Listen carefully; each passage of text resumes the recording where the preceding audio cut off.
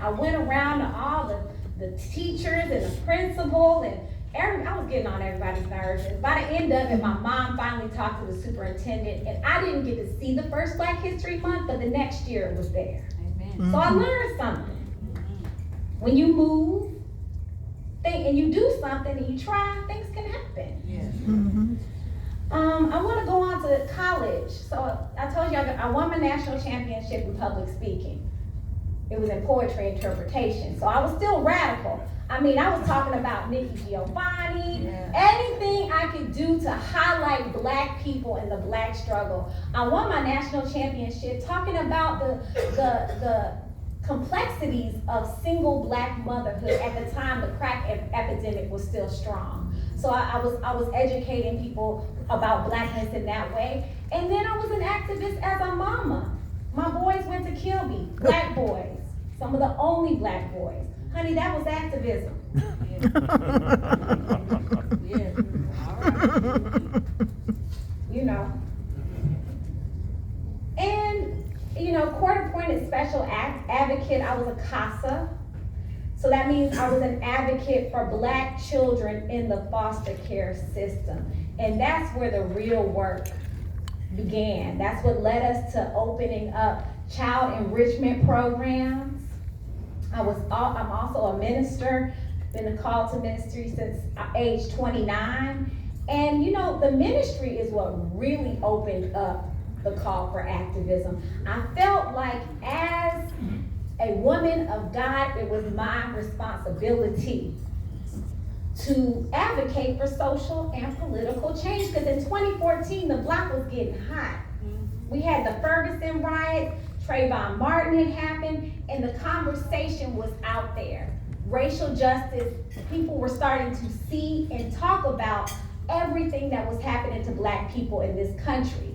And I literally answered a call from one of my congregation members. They said, Camille, will you talk about racism? Now, I was scared, because I had never seen a mainstream big conversation talking about anti-Black racism here. I didn't know what to expect. But I tell you, we filled the room and we stayed for hours, and it was Black folks and white folks, and we had so much to say about it.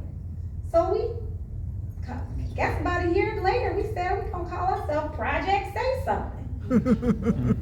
And we organically formed a nonprofit organization and a movement. But I want to tell you, we were met with resistance right from the beginning, big resistance. My first big speaking event here in Florence was for the Pride event, and I was met by the KKK, the only Black speaker.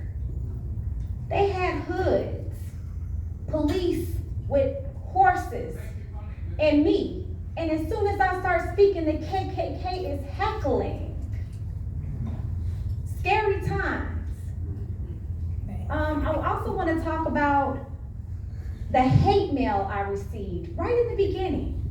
We would hold events and white nationalists will come in videotaping us. Where did all of this come from? So we had to go back and do a lot of history on what happened here, because a lot's been left out. I want to start off by talking about James T. Rapier. He was a congressman from Florence, Alabama in the 1800s. So at the end of his life, he was chased off by the KKK. Dred Scott, this is the person, his case sparked the Civil War. He lived here in Florence for 10 years. That's important. The dedication speech of the Confederate monument that was erected in 1903, they said, they're talking about Black people, no other people know him so well or love him so well, but nowhere here is he granted social equality. And then they called us the mongrel race. That means the dog race. That's what was said when the statue was erected in 1903. I even checked out W.C. Handy. This is from Racing Down the Blues, an interview with Adam Gussow. He says that W.C. Handy actually had to perform in minstrel shows. And one time, he had to confront the KKK and threaten to bring and then he had to leave town in what he called a steal away, and he wrote music about it. These are things we don't learn about. And this is one of my favorites. So Black Power, you know the saying Black Power, the fist, it started here. In 1937, Ruth Clemens Bonds, who was a world-renowned quilter, her husband worked at TVA, and she and other Black women came together and they quilted, and that was their form of activism. And one of her most famous quilts is called Black Power. It's a big black fist that's holding a lightning bolt. Now, what she meant by Black Power was TVA, power.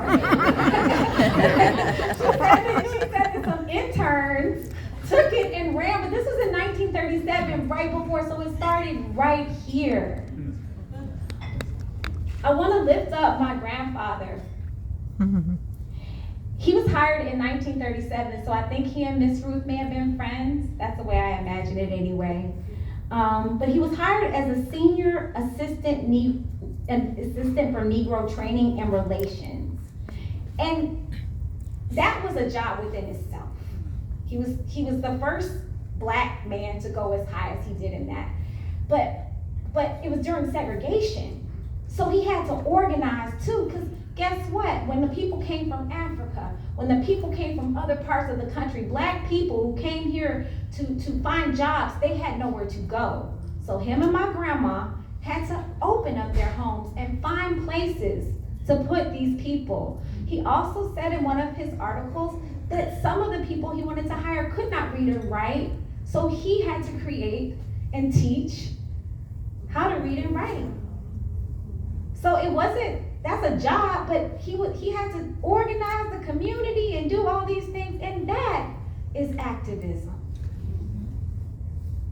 He went on to be the first Black director of employment of TVA, and he hired 8,000 employees. I also want to tell you about a darker history here. In 1980, Washington Post reported that the KKK headquarters, they were headquartered here in Tuscumbia, Alabama from the late 70s to the 80s, and there were protests then. You don't hear about it. Another important factor this is where all this white nationalism is coming from. Michael Hill. There's an organization called the League of the South. Y'all remember Dylan Roof, who killed, yeah? So those are what you call neo-Confederates. Michael Hill is the leader of the neo-Confederate movement. He lives right here in Florence, Alabama. Saw him in Publix and took a picture. Just saying. History is important. So when I saw the KKK, I didn't know why, but then when I went back and did all the research, I was like, oh, okay, this is North Alabama, hotbed for white nationalism. But I tell you, some of the most important work we did, Project Say Something Around History, was a history harvest, where we brought in Black elders, Black community members to share oral histories, tell us the stories, tell us what happened back then. And a lot of our elders said they were marching, they were protesting, but they were doing it in Birmingham and in Selma, where they had more numbers of Black people, because honestly, it just wasn't safe up here to be doing all that. People came here to work. Speaking of protests, Project Say Something got most of its acclaim from our protests. In 2017, what we did was we noticed the Confederate monument. I told y'all what they said about Black people. We can't let that go. So what we decided to do was come up with a counter argument. It was a strategy. Y'all got a Confederate monument? We want a monument too, of Dred and Harriet Scott, because he started the Civil War. He sparked the Civil War. If it wasn't for him, we wouldn't be free, so put one up of him. County commissioners shot us down. We campaigned for that for about 3 years, but by 2020, after George Floyd, it was time to take it down. So we protested for 29 weeks, 5 days a week, and drove everybody crazy. But we had to do it. We had to do it. And what I want to tell you all is our protests were inclusive. they were diverse. It was not just black folks, it was white folks too, queer folks, everybody came together, and it was safe. Our biggest thing was to stay peaceful. I wanted to go to jail once. I ain't gonna lie, because I got bad. But Mama G was like, we already did that in the 60s. Try something else. Plus you got the daycare, you gonna lose. But you know, we tried. We did everything we could to keep everybody safe. We didn't allow profanity, and we also had children protesting with us. Now, the monument's still up. But let me tell you, the most important part of the protest was not, the monument's important, but it was really to expose the racism that we're living with every day. When I tell you in this community, they started a Facebook group of thousands of people. It was cops in there making racist comments, attorneys, restaurant owners, rigatonies, who built a whole wall around and stuff.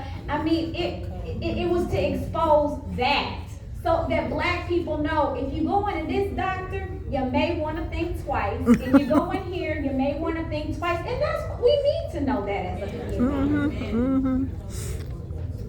I want to touch on respectability politics. Now, all black people were not with us. They was upset. They was like, y'all out here hollering, y'all looking a mess, you know, y'all doing a die-in, you're changing stuff. You know, people were upset. It didn't go over well with everyone, but what we learned was we looked at what happened in the past.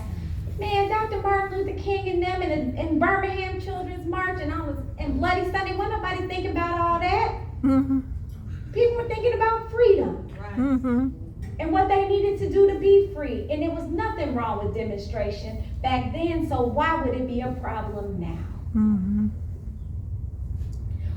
We learned the political climate of this state.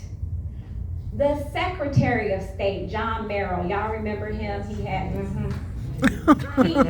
I say less, but he ended up targeting our organization personally after he made some tweets about it's a war on white people and the patriots need to fight back. Now this was 2 months before the insurrection. Remember, Steve Marshall, our Attorney General, sent busloads.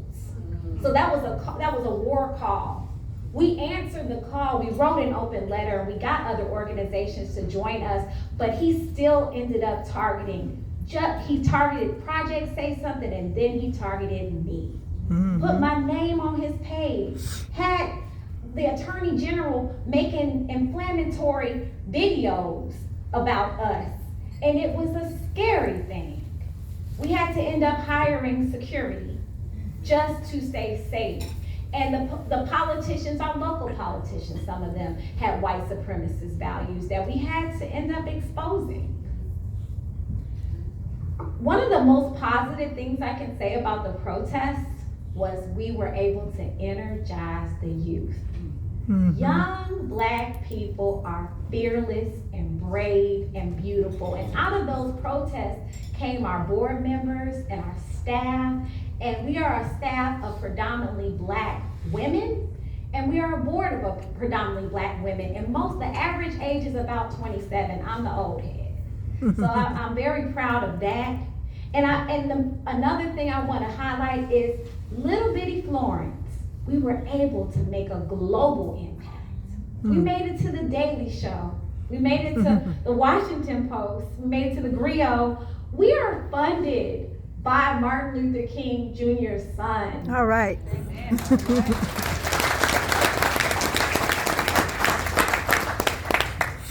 One of 7 organizations that was selected to be in a campaign led by his son called The Beat Goes On, Martin Luther King III. One of the things that we plan to do this year is erect a marker by the Confederate monument. It's not what we want, but at least the marker will tell the truth about what was said about black people, and it will honor the enslaved bodies that were sold at the courthouse. That's very important work, and it's taken us years to even get to that small point. The monument should be gone, but you know, you take what you can get at times.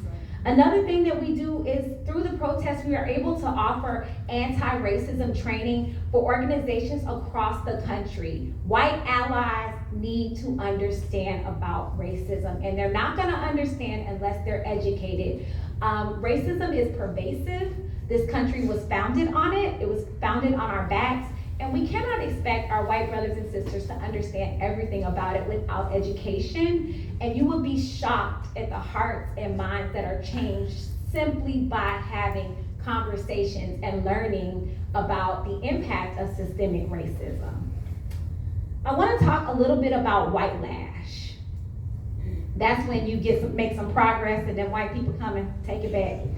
So in 2021, after our protests, we noticed legislation, anti-protest legislation written to make it a felony, not a misdemeanor, a felony for protesting. And within the legislation, we could literally see lines that were written just for us. We were so scared, we were like, we gotta go to Montgomery and put on a public hearing and advocate, because this cannot pass, and it didn't. He tried it again, it didn't pass again. Now, one anti-protest law stands in this state, just one. It's called SB 152, and it's for right here. It's a local anti-protest law. The only one that got through, and it was for Florence, Alabama, Lauderdale County, because of our protests. But the good news is, we also filed a civil suit against Florence City Police Department, mostly because they violated our First Amendment rights. They broke the law, and we won. We won. Okay.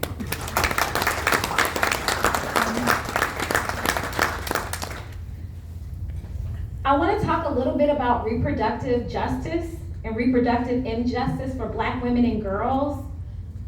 You all know about the overturning of Roe versus Wade, and I'm not here to talk about how you feel about that issue, but what we must know is the statistics are there.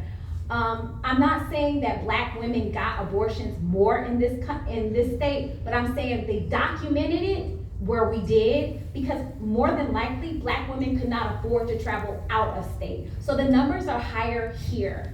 But what that means to us is we're also navigating a child care crisis. Alabama.com reported that 4 out of 10 children cannot find quality child care.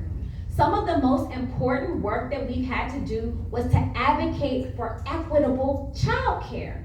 The state was receiving federal money and not even giving it to child care centers. And let me tell you why. Because it's an industry that's disproportionately led by Black women, and they treat it like a welfare program. Remember, we used to be wet nurses. That's right. So, what we did was we went to that state house, and I can't tell, we worked with a Republican to get it done, and believe it or not, but we were able to change the way federal funding came to child care centers, and that's a win. But we still have so far to go. Right now, in our state, they're attempting to do a lot. They've got a bill out now where they're saying if you have a teenager who gets pregnant, it's a crime, a felony, to transport the child to do whatever you decide to do. But that's not, again, I'm not here to talk about that. I'm here to talk about where y'all gonna put the babies. We have a child care crisis. So my thing is, regardless of how you feel about this issue, you need to expand food stamps, expand Medicaid, and expand services to take in the children that are coming. Some of the work that we've done is called Our Bodies, Our Business. We put on a monthly program for Black women and girls. We offer emergency contraceptives, and we mostly just encourage their health and well-being. We also have opened the Black Mothers Emergency Fund. That is a powerful program. Last year, we gave away $20,000 in cash to Black women and mothers who need it. And the thing about it is, we don't have a lot of application processes with it. When people need it, we give it, But the beauty is, a lot of people say, well, don't people take advantage of you? Not so. We have a beautiful community. Amen. We've had very few times people take advantage of us. Most of our mothers don't want to ask for help. Fast forward to 2024, y'all, we in a pickle. Honey, at the State House, they are steamrolling over us with bad bills. Now, we got there in 2021, but we've been lobbying ever since. That means, when I want to say lobbying, I mean every single week, we go to Montgomery from Monday through Thursday, and we hold shop. They have banned DEI. We fought for 2 years not to have that happen, but this year they went for the gusto. They banned diversity, equity, and inclusion from all state-funded institutions. And what that means to us is censorship, surveillance, and we're rolling back, right? Our rights. They're also trying to change the way they're trying to change the way history is recorded in this state. So somebody got mad because they were recording the history of queer people. What they decided to do was make it a governor-appointed body. So now the people who've been there for over 125 years, they've had the same process. But they changed it, and now they want to make it just the government appoints it. So whose history gets told? Not ours. The Star Spangled Banner. They're trying to mandate that in public schools every single week there is a performance of the Star Spangled Banner. Look at Dr. Shepard. I'm just saying now. If they decide to take a knee, what is going to happen? Are you going to start penalizing black children because the real version of the Star Spangled Banner has some racist content in it. Absentee voting. That's gone. Just got rid of that. And then they're also trying to take resources from your local private child care centers and give it to big business. Right. So we've got all that going on. So how do we move through all of this? As Project Say Something, we show up weekly. We call public hearings, we lobby, and we protest. For the DEI bill, we organize students from all over the state. And y'all, they went up in the State House protesting. We didn't tell them to do that, but they did it. And it was beautiful. And so we know that there's a path forward, and the youth is now taking the baton. And even though this law exists, they will be there to resist every step of the way. And that is power. Yes. Yeah. I'm going to close with what can we do? What can everybody in this room do right now? Like I said, activism is multifaceted. You don't have to do it my way. You can do it your way. It's activists all up and through this community. It's people making hot plates for folks. People taking food for the elders. It's about caring for Black community and Black liberation in whatever way you see fit. I also want to say another thing we can do is if it ain't broke, don't fix it. Remember, the civil rights movement started in the church. So, if you attend a Black church, understand the power that you have to mobilize and to pay attention to social and political change because it's important. Keep your ears to the ground. We started the Black Mothers Emergency Fund because we were in Florence. Black mothers were getting their children taken away from them, but didn't want their children to go to foster care, so they sent them to the neighbor. Now the neighbor don't get no money to pay for the child. So we had to create it, but that's from keeping your ears to the ground. Notice what's going on in your community and see what you can do to help. Education sparks action. So the Anti-Diversity, Equity, and Inclusion Bill used to be called the Anti-Critical Race Theory Bill. And white people have made this critical race theory just into a frenzy. All it is explaining the systems that oppress us, how we get oppressed, how environmental injustice affects us. Police, mass incarceration, maternal health, all the nuances of racism explains all that. So education is extremely important. If I hadn't read half the stuff I've read, I would not know what to do. And lastly, what you can do is you can support Black-founded organizations like ours. Yeah. Project Say Something. Yeah. And I want to say thank you all for inviting me. I love my community and I love you all. And thank you for being supportive. Bye-bye.